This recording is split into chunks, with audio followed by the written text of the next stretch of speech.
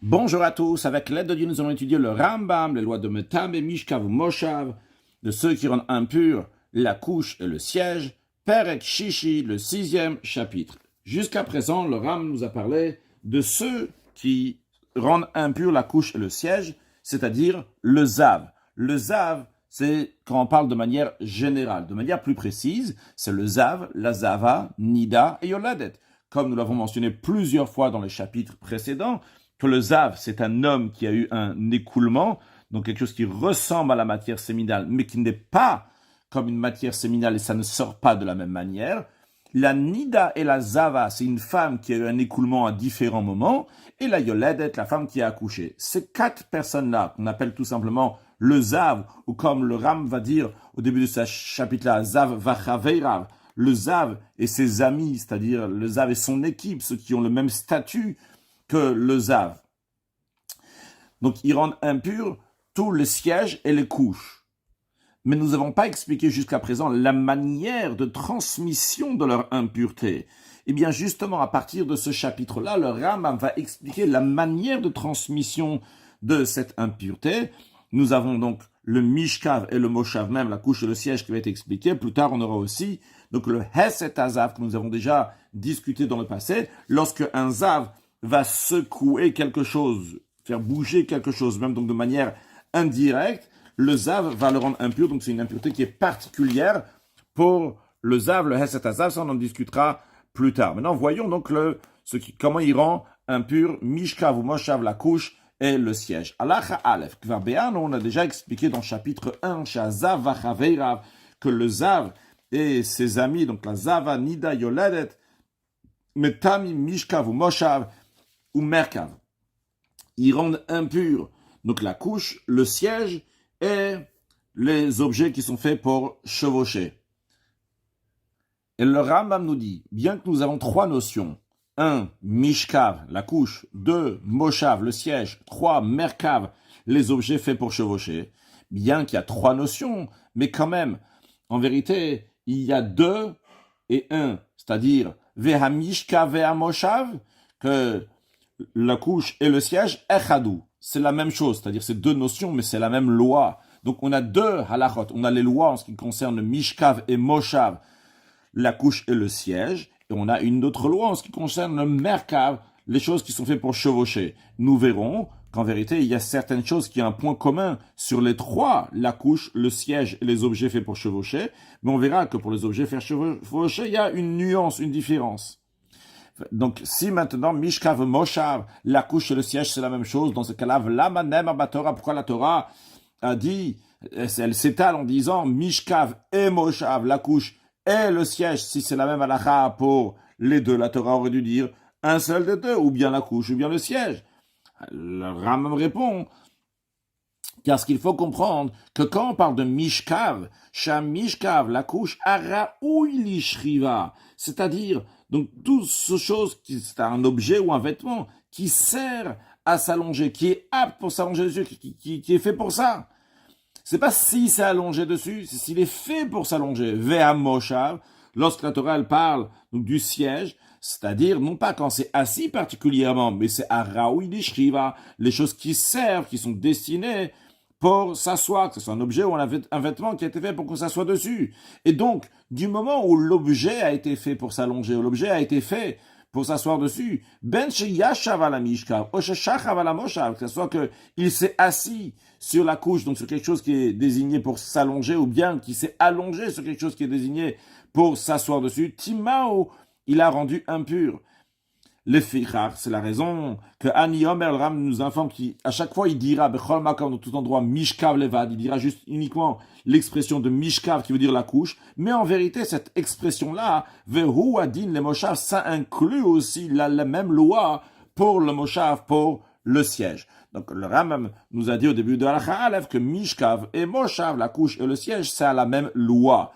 Donc ça on les met ensemble. À chaque fois qu'on verra mishkav dans la suite tout court, mishkav la couche, donc ça inclut aussi le siège. Donc c'est des choses qui sont faites pour s'allonger dessus, des choses qui sont faites pour s'asseoir dessus. Et si le zav s'est mis au-dessus, donc va les rendre impurs. Ve'ezo merkav, donc maintenant c'est quoi l'expression de merkav, qui est des choses qui sont faites pour chevaucher. Donc c'est justement un objet qui est fait pour chevaucher. Kigon, le Ram nous donne deux exemples. Mardat achamor, le tapis de sel d'un âne. Ou bien, vetapeitan asus, ou bien la selle d'un cheval.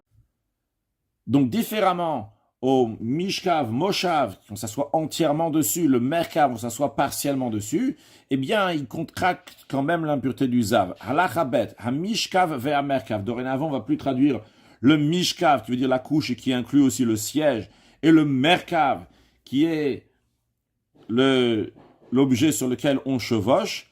Kol echad men av me'avot hatumot shel Torah. Chacun d'eux, que ce soit le mishkav ou le merkav, sont une source d'impureté d'ordre biblique. Et en conséquence, Metamim Adam Vekelim, ce Mishkav et ce Merkav vont rendre impur un être humain qui va le toucher, B'maga, s'il va être en contact avec. C'est-à-dire que le Mishkav et le Merkav eux-mêmes, donc sont Avatuma, sont une source d'impureté. L'être humain ou bien les ustensiles qui vont toucher ce Mishkav ou ce Merkav vont devenir un Rishon, le Touma, un premier niveau d'impureté.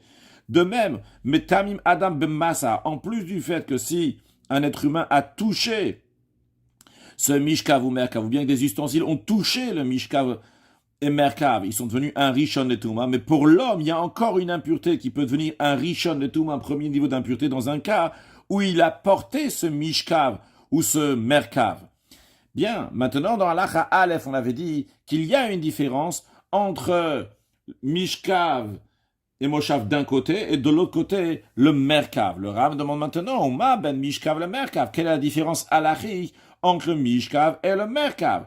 Le Rambam nous dit, la différence est la suivante. Shanogea ben mishkav, celui qui touche un objet ou un vêtement qui est fait pour s'allonger dessus. Imaya Adam, si celui qui le touche, c'était un être humain. Et au même moment qu'il est en train de toucher le mishkav, venaga bibgadim, il a touché donc des vêtements, ou bishar kelim, ou bien d'autres ustensiles, achelo peresh metam, alors qu'il ne s'est pas encore séparé de ce qui le rend impur. C'est-à-dire cet être humain, qu'est-ce qui est en train de le rendre impur? C'est ce av atuma, cette source d'impureté, donc qui est la chose sur laquelle le zav s'allonge. Donc il n'a pas quitté, s'il est encore en train de toucher, et en même temps il est en train de toucher aussi un d'autres vêtements d'ustensiles, arezetiman, il les rend impurs aussi, c'est-à-dire en plus du fait que ce av atuma, donc ce mishka qui était une source d'impureté, a rendu l'être humain impur, mais en plus de ça, il va rendre aussi l'autre ustensile que l'être humain est en train de toucher, en même temps qu'il est en train de toucher la vatuma, il va rendre impur aussi cet ustensile. Ve'a saot an rishon letuma, donc de la même manière que cet être humain est devenu un premier niveau d'impureté, vu que ça c'était un père d'impureté, donc une source d'impureté, donc lui c'est d'un dérivé déjà, donc c'est un rishon, eh bien lui aussi, l'ustensile aussi, comme l'être humain est aussi un rishon letuma, un premier niveau d'impureté. Donc ça, c'est une halakha qui s'applique uniquement pour celui qui touche le mishkav en même temps qu'un ustensile. Mais ve'anogea bemerkav, celui qui touche le merkav et en même temps il touche d'autres ustensiles ou vêtements, il va pas rendre impur ni les ustensiles, ni les vêtements des ustensiles, même au moment où il est en train de toucher le merkav. Le Ram nous dit maintenant, attention, cette différence qu'on vient de faire entre le mishkav et le merkav, elle est uniquement en ce qui concerne celui qui touche le mishkav, qui rend impur les ustensiles qu'il est en train de toucher. Celui qui touche le merkav, il rend pas impur les ustensiles qu'il est en train de toucher à ce moment-là. Mais avala noset ta mishkav et ta merkav, celui qui est en train de porter le mishkav ou le merkav, comme on peut voir ici, donc là il est en train de porter, il n'est pas juste en train de toucher, il est en train de porter le mishkav, ou bien il est en train de porter le merkav, il n'est pas juste en train de toucher le merkav. Alors lui, il rend impur donc les autres vêtements ou les autres ustensiles au moment où il est en train de porter, que ce soit le mishkav ou le merkav. Sur ce point-là, il n'y a pas de différence entre le mishkav et le merkav. Tant qu'il est en train de toucher les choses qui le rendent impur à lui-même, à cet être humain. Maintenant, donc, on a fait une différence, une distinction entre le mishkav et le merkav. Encore une fois, cette distinction, donc, elle était qu'en ce qui concerne le mishkav, lorsque l'homme il est en train de toucher le mishkav et d'autres ustensiles, il aura impur. On est en train de toucher le merkav et d'autres ustensiles. Les autres ustensiles, donc, ne sont pas devenus impurs. Je tiens à faire remarquer, bien que c'est évident, et quand on dit donc que les ustensiles, on ne parle pas sur nos ustensiles, on peut voir aussi les vêtements de la personne qui sont plus clairs. En effet, ces vêtements ne sont pas devenus impurs. Lui-même, donc, il est devenu impur. On peut voir sur son visage, ses mains, comment c'est illustré ici. Mais donc, lui, il est devenu un rishon letuma en touchant le merkav qui est un vatuma. Mais les ustensiles, donc ces vêtements aussi, comme le Ram dit, gadim vekelim, donc ne sont pas devenus impurs. Maintenant, le Ram demande,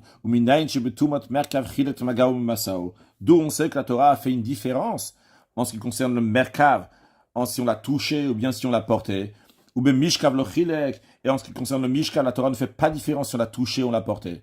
La réponse est la suivante, mishkav à propos de la couche, la Torah dit ishacher iga be mishkavo, celui qui va toucher cette couche, chabes begadav, celui qui va toucher donc le mishkav, la couche du zav, va devoir nettoyer ses vêtements. Ou be merkav ou omer, dans le merkav, par contre il dit toute chose sur laquelle va chevaucher, va se mettre le zav, va devenir impur. Dans le verset suivant, il est dit tout ce qui va toucher, tout ce qui est en dessous le zav, donc on parle du merkav du zav ici, donc le zav donc, a chevauché dessus. La Torah dit, si il va toucher, lui, yitma, lui, il va être impur jusqu'au soir. Il n'y a pas écrit que ses vêtements doivent être nettoyés, c'est-à-dire que ses vêtements n'ont pas besoin d'être immergés dans le bain rituel. Ces vêtements ne sont pas devenus un rishon letuma.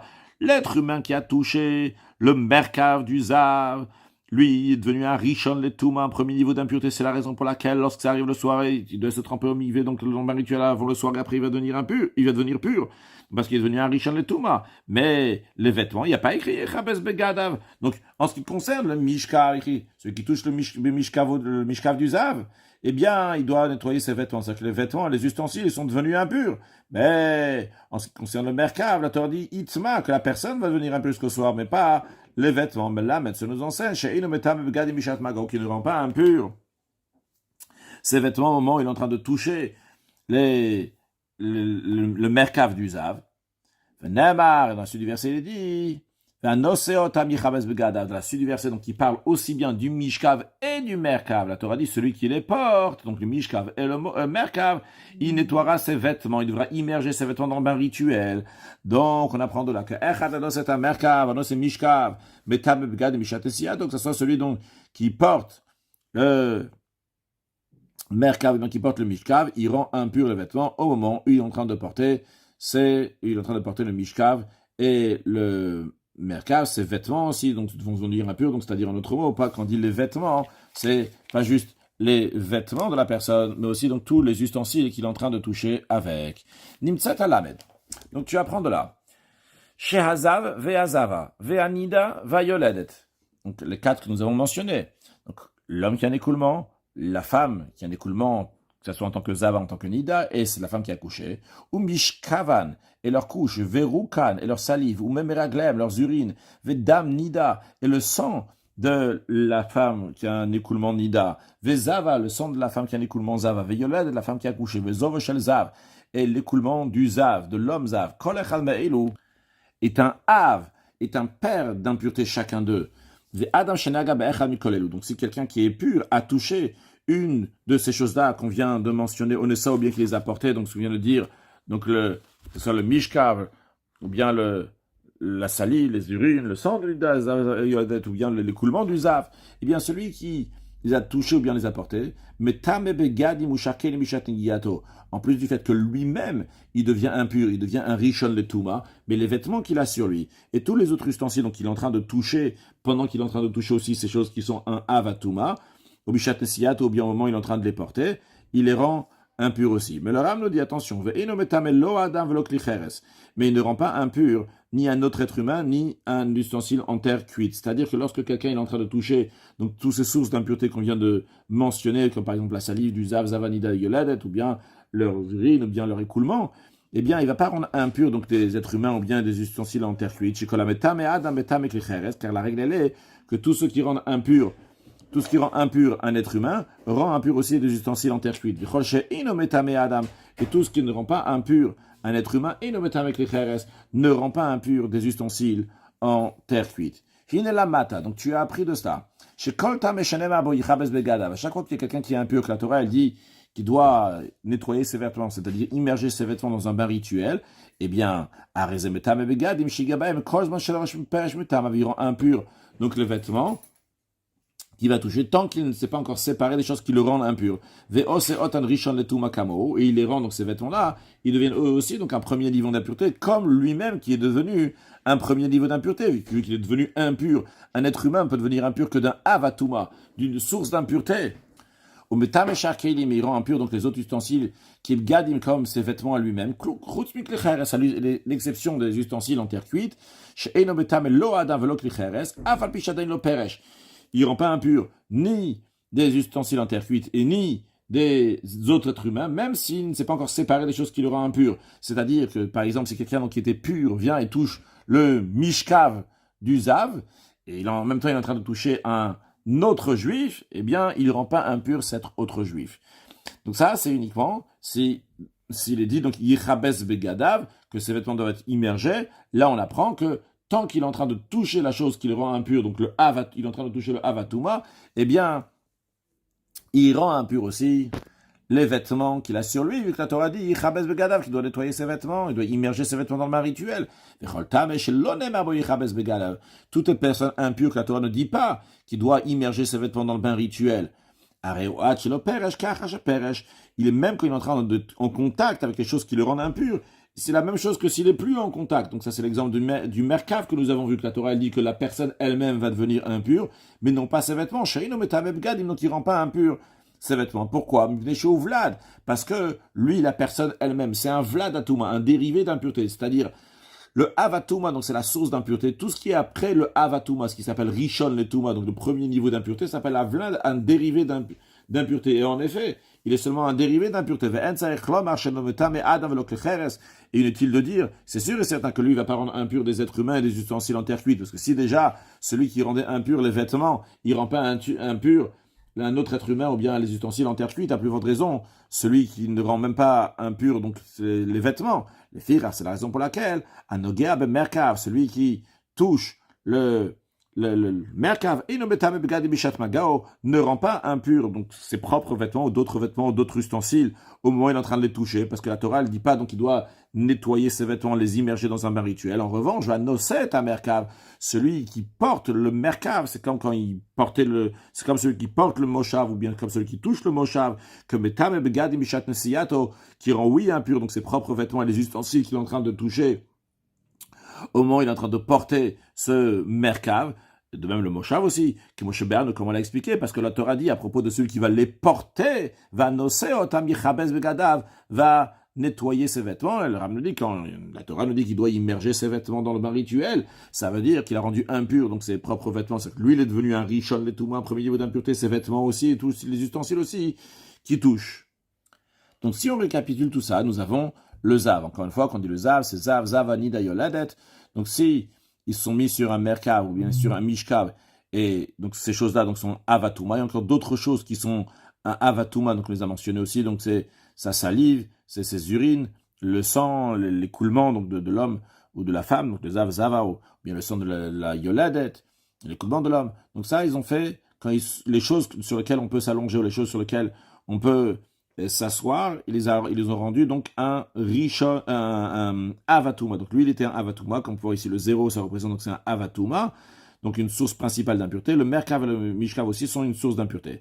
Maintenant, si il y a un être humain donc, qui a touché ce merkav, donc l'être humain, lui, il est devenu un rishon letuma, il est devenu un premier niveau d'impureté. Si cet être humain qui est devenu un premier niveau d'impureté, un rishon letuma, parce qu'il a touché le merkav, après il a touché un autre être humain ou bien des ustensiles, eh bien, il ne les rend pas impurs.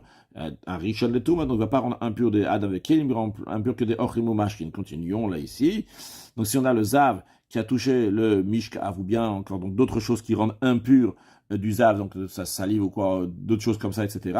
Donc vu que c'est un avatuma, donc lui il va devenir, donc cet être humain-là va devenir un rishon letuma, mais pas seulement ça. Ici, ce qu'on est en train de dire, qu'en ce qui concerne le merkav et le mishkav, les deux, comme on peut voir ici, donc il y a un crochet pour les deux, si l'être humain donc va porter ce signe-là, donc ça veut dire qu'il a porté le merkav, il a porté le moshav, il est devenu un premier niveau d'impureté. Non, si après cet être humain-là, il va toucher après des ustensiles, il ne va pas les rendre impurs, mais En revanche, si cet être humain-là, au moment où il est en train de porter le merkav ou mishkav, s'il est en train de toucher les deux, il est en train de les toucher, et à ce moment-là, il est en train en même temps de toucher des ustensiles, donc comme on peut voir par exemple, donc ici, on peut voir qu'il est en train de porter ici, pas juste toucher. Donc on voit ici, donc il porte ici un mishkav, là ici il porte un merkav, on a dit que ça rend impur les ustensiles qu'il est en train de toucher. Donc c'est ce qu'on voit ici aussi. Donc l'être humain là, il est en train de porter merkav ou bien mishkav, il est en train de les porter. Et bien à ce moment-là, là c'est Tzumat Riburin, il est en train de toucher les deux en même temps. Eh bien il rend impur ces ustensiles. Maintenant, comme on l'a dit pour le merkav, d'ailleurs je ne me rappelle pas s'il y a quelques instants je traduis le merkav par moshav ou pas, mais en tous les cas si je l'ai fait, on rectifie. Donc c'est merkav. Ici on concerne donc toucher. Nous avons le principe, donc nous avons dit ici, pas quand on touche les deux en même temps. Donc, dans le merkav, on a dit, si le merkav, si un être humain va toucher le merkav, lui-même il devient un rishon et touma. S'il a touché après d'autres êtres humains, il ne devient pas impur. Donc nous avons la même chose ici. S'il y a Adam, quelqu'un donc il a touché un mishkav, lui-même il est devenu impur, donc un rishon et touma. Et après, si après, on ne parle pas qu'on bechibou, qu'on est en train de toucher les deux en même temps. Si après, donc il va toucher le Adam vekelim, eh bien il va devenir, il va pas les rendre impurs, ils resteront purs. Maintenant, dans l'Acha Gimel, le Ram va nous parler de Tumat Madaf, donc de l'impureté qui se répand, qui va au-dessus de la tête du Zav, comme on peut voir donc ici dans cette image. C'est-à-dire qu'en plus du fait que la Torah elle a dit que tout ce qui est en dessous le Zav et qui est fait donc pour s'allonger ou bien pour s'asseoir, eh bien, va devenir impur. Les Chachamim, les sages, ont institué que tout ce qui est au-dessus du Zav aussi va devenir impur. Halacha Gimel. Tous les ustensiles qui reposent, qui sont posés au-dessus du zav, et manikai madaf, s'appellent madaf. Madaf du langage de rechonodef en hébreu, qui veut dire son odeur se répand. Ça veut dire qu'il y a ici donc l'impureté qui se répand.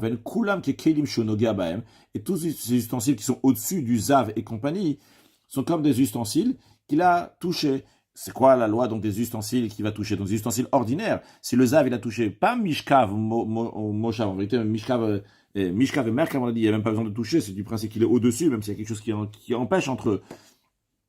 Dans l'image qu'on a vue, il y a une pierre au milieu, mais il est au-dessus du mishkav ou de merkav, il les a rendus impurs. Mais s'il a touché donc des ustensiles ordinaires qui ne sont pas mishkav et merkav, il les rend un rishon letuma. C'est-à-dire qu'il n'y a que le mishkav et le merkav que le zav rend un avatuma, une source principale d'impureté. Mais en ce qui concerne donc les autres ustensiles, il les rend rishon letuma. Donc, sont appelés Madav, sont tous ceux qui sont Rishon le Touma, Metamin lo Adam velo Kelim. Et donc, ces ustensiles-là, qui sont devenus un Rishon le Touma, un premier niveau d'impureté, vont pas rendre impurs ni des êtres humains, ni des ustensiles, Aval Metamim Ochim Mashkim, mais ce qui vont, oui, rendre impurs, c'est des aliments et des boissons, qui Shaval Lotatuma, comme tous les autres dérivés d'impureté qui rendent impurs des aliments et des boissons. Et le Rambam nous informe que Tumat Madaf Midivrem, cette impureté, donc qui est donc de Madaf, et d'ordre rabbinique. Halakha Dalet, Hazav ve'azava ve'anida ve'yoledet ve'ametzora shemetu. Le Zav, Zava, Nida, Yoledet, et la femme accouchée, ve'ametzora, et donc le lépreux, shemetu, qui sont morts. Le point commun de ces cinq-là, c'est que tous, lorsqu'ils étaient vivants, ils rendaient impurs les Mishkav et le Merkav. La question, elle est-ce qu'ils continuent à rendre impurs même une fois qu'ils sont morts? Bien, la réponse, elle est oui.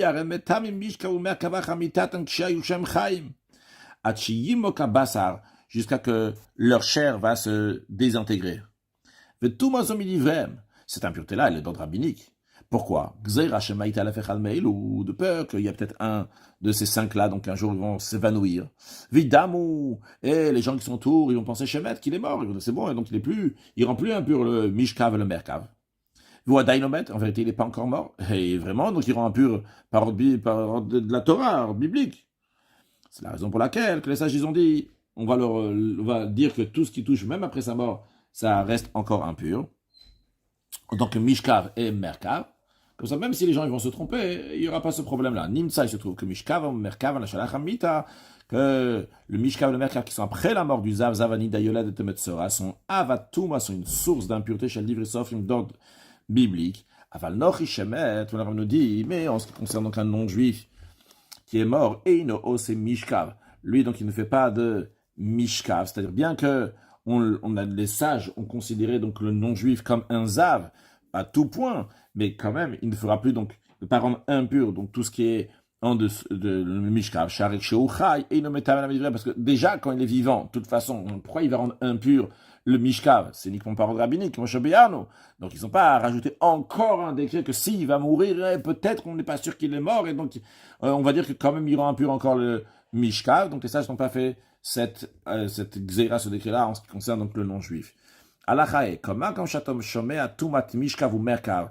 Le Rambam nous informe qu'à chaque fois que tu vas entendre donc la loi donc qui dit mishkav ou merkav, Eino sheiga tame ba mishkav ou ba merkav shina selem. Ça veut pas dire que celui qui est impur, il a touché. C'est pas que le zav, il a touché le mishkav ou il a touché le merkav sur lequel il peut être porté.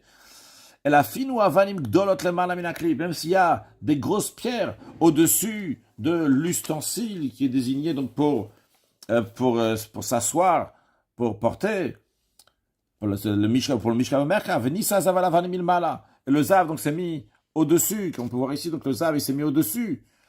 Eh bien, nitma mishkav merkav nasavatuma, le mishkav ou le merkav donc devenu impur, il est devenu un avatuma, une source d'impureté, que l'autre qui va après se mettre au-dessus, donc lui, il va devenir impur en tant que rishon letuma. Le Rambam nous dit ainsi, stafilou elef mishkav ou merkav zelamalamizé, même s'il y a 1000 mishkav, 1000 merkav, l'un au-dessus de l'autre, ve'even ala elion, il y a une pierre au-dessus de celui qui est tout en haut. Ve'yashav echad mitam mishkav ou merkav. Il y a un zav et son équipe, donc ils sont assis, ou un de son équipe, donc zav anida yeredet, qui sont assis donc au-dessus de la pierre. Nitmo a kol. Les 1000 sont devenus impurs. Ve'echad mishkav anogea ba'aretz mishkav shel ma'ala, et que ce soit celui qui touche le sol, c'est-à-dire le millième qui est tout en bas, ou bien le premier qui est juste à côté du zav, juste en dessous de la pierre où le zav il se trouve, si il a touché au moment où il s'est allongé, tous ils sont une source d'impureté. C'est-à-dire que même si le zav il a touché un, il n'a pas touché les autres, du moment où il s'est allongé au-dessus, ils sont tous devenus impurs, exactement la même chose. Ça ne change pas s'il a touché ou il n'a pas touché. De même, s'il y avait quelque chose, un mishkav, donc qui était en dessous, et au-dessus, il y a une pierre. Ça, il est déjà devenu impur. C'est ce qu'il y a en dessous. Donc, ce qu'il y a en dessous est déjà devenu impur, et il y a une pierre au-dessus. Dans l'exemple que le Rav nous dit, il va nous dire, même s'il y en a plein, il y a plein comme ça de choses qui sont... Et au-dessus de la pierre, il y a des aliments, des boissons, des ustensiles, un être humain sur la pierre. On va pas dans l'image, il y a plein de choses. Mais c'est tous les uns au-dessus des autres. Imaginons qu'on va empiler au-dessus de cette pierre-là des milliers de choses. Kulam Tuim, tout ce qui est au-dessus va devenir impur. Rishon le Touma, ils sont tous donc Rishon le Touma, tout ce qui va se mettre même au-dessus de la pierre du moment où en dessous, il y avait quelque chose donc qui est Metam et Mishkav. Et que ça soit donc un ustensile, un aliment, une boisson qui touche le zav. Ou bien que ce soit un ustensile, un aliment, une boisson qui est au-dessus de la pierre, qui est sur la chose qui rend impure. Akol, tout, Vlad Atuma sont des Rishon, les Tuma, et donc en conséquence, qui sont seulement premier niveau d'impureté. Et no metamelo Adam velo Kelim, ça rend impur ni des êtres humains, ni des ustensiles. Chutz mina Adam shal gabe azav, à l'exception de l'être humain, uniquement l'être humain qui est en contact donc avec le zav, avec la source donc du avatuma, qui est de source d'impureté, comme on a expliqué avant, Shachelo Peresh Metam, parce que tant qu'il n'a pas lâché les choses qui le rendent impur à lui-même, Metam et Shakelim rend impur les autres ustensiles, qui est Moshe Beyano, comme on l'a expliqué. C'est-à-dire que ce que nous avons dit ici, que lorsque ce monsieur qui était pur, il est venu toucher donc ce mishkav, par cela lui-même est devenu impur, il rend impur aussi les ustensiles uniquement parce que c'est un être humain. Mais si c'était un ustensile qui serait venu, c'est qu'on aurait amené, on a touché donc ce mishkav-là, eh bien, uniquement l'ustensile serait devenu impur, mais si, imaginons donc à la place, on va mettre ici, à la place de ce monsieur, on va mettre un ustensile. Donc on a le mishkav, un ustensile, et un autre ustensile qui sont collés.